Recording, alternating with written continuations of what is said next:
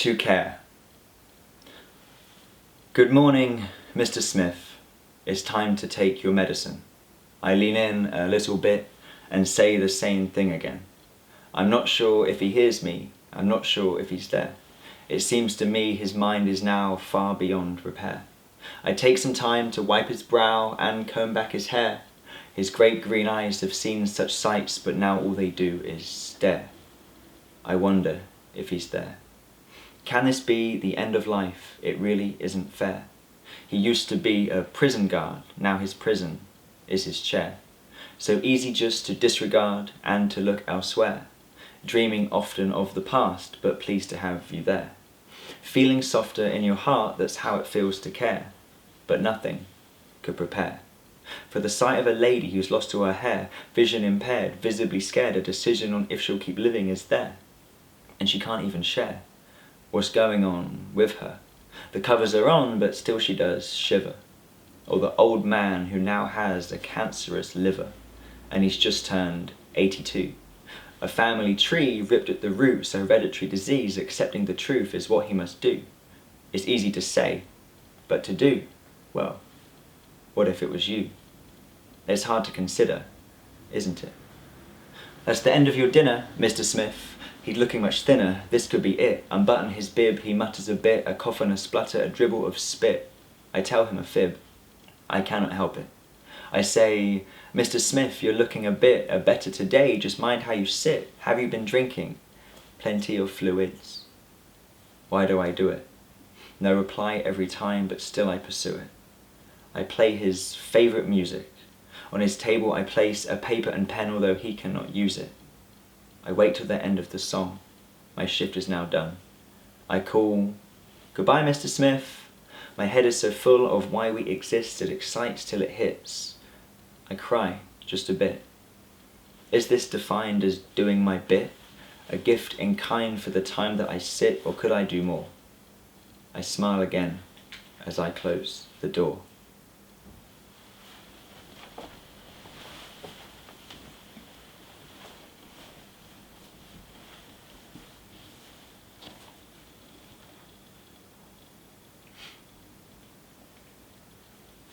Oh, my boy, if only you knew the comfort, the joy you bring every single time you come in.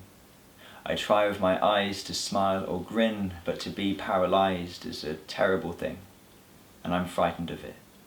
I cry just a bit. But every day how I wait for your visit. You're always on time as you open the blinds, you focus my mind, and oh how you smile. You make me feel alive. It's true there may not be much more time, but I do not mind. Inside my mind you will find a brain that still works and quite a nice guy. I used to be shy. Now there's a pain in my side, a bent out of shape spine. I've lost sight in one eye, but I am not blind, for I can still see all that you do for me. I'm incredibly happy. Although it may not seem, I still have hopes and dreams, and you must know that coming here and providing me with such dignity, although I've lost mobility, I am fulfilling these, because simply just existing can be enough to please. But briefly seeing you, it sets my mind at ease, allows me to accept the truth, and reminds me that I have lived a lengthy life and death will set me free. But please don't get me wrong, I'm in no rush to go.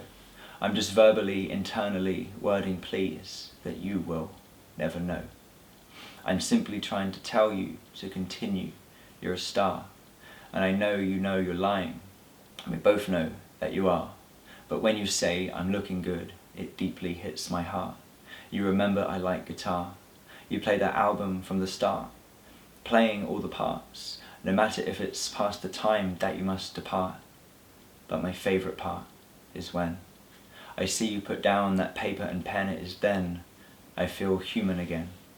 If you didn't, I wouldn't, and that is the truth. So I thank you, my friend, for all that you do. Because by you being you, you allow me to be me.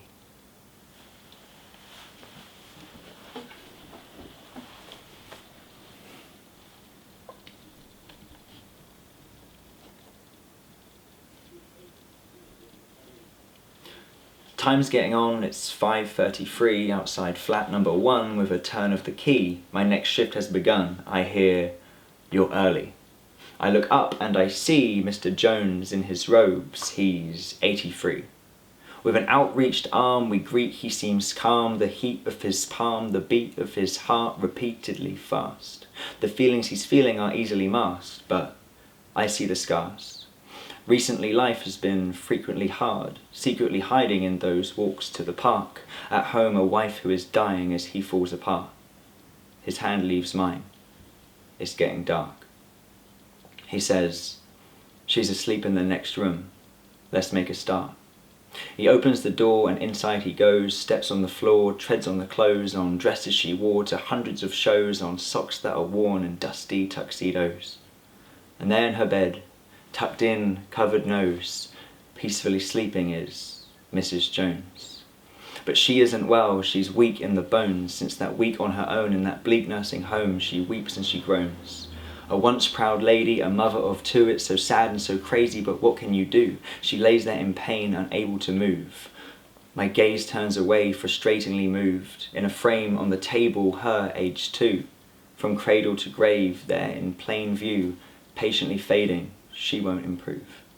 Mr. Jones stands there waiting, he shuffles his shoes as his eyes are fixated on the lover he once knew. It's now completely dark outside.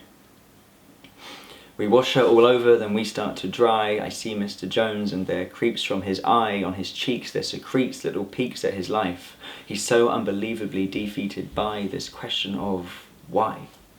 Promised a life of dreams and a wife to be by his side. But perceive as you might, he seizes my sight and begins to smile.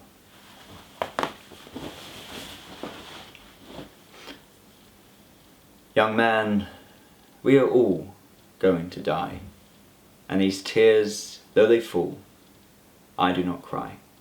60 years overall, with her by my side, as a rose does grow tall, it must wither and dry, reminding us all that life is a cycle. But don't become all riddled with strife, bitter and blind, you'll forget you're alive. Some call it cruel, some call it life.